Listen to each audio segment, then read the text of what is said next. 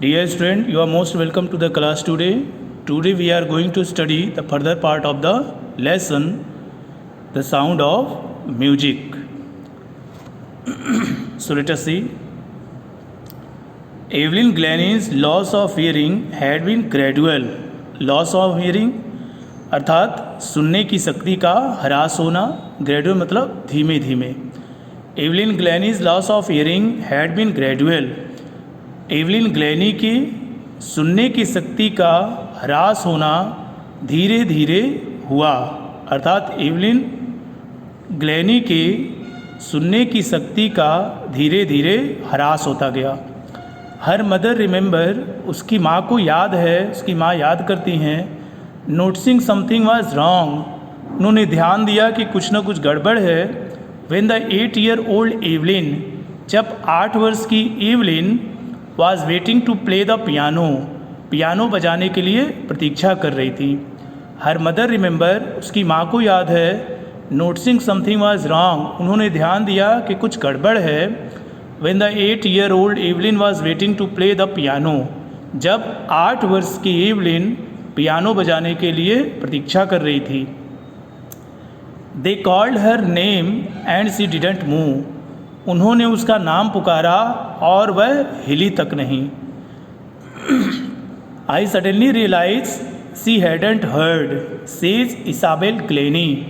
Isabelle Glennie, जो Evelyn Glennie की माँ थी, वह एक पुरानी घटना को याद करते हुए बताती हैं. कहती हैं कि दे कॉल्ड हर नेम, उन्होंने उसका नाम पुकारा. एंड सी डिडंट मूव, और वह हिली तक नहीं.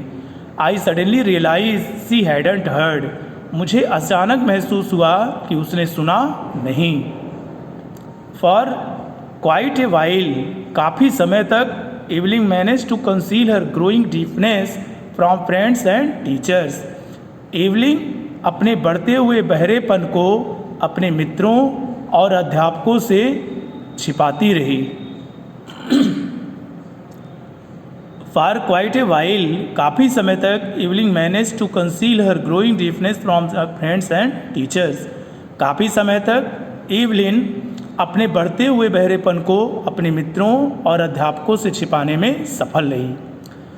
But by the time she was 11, her marks had deteriorated and her head mistress asked her parents to take her to a specialist. But by the time she was 11, लेकिन समय के साथ साथ जब वह 11 वर्ष की हुई, हर मार्क्ड है डिटीरियोटेड, तो उसके अंक कम होते गए. And her headmistress urged her parents, और उसकी मुख्याध्यापिका ने उसके माता पिता से आग्रह किया to take her to a specialist, कि उसे एक विशेषज्ञ के पास ले जाए. तो उसके मुख्य अध्यापिका ने उसके माता पिता से आग्रह किया कि उसे किसी विशेषज्ञ के पास ले जाएं. It was then discovered that her hearing was severely impaired as a result of gradual nerves damage. It was then discovered, तब जाकर पता चला दैट कि her hearing was severely impaired, उसकी श्रवण शक्ति गंभीर रूप से खराब हो चुकी है. As a result of gradual nerve damage, धीरे धीरे स्नायु अर्थात नसों के खराब होने के कारण.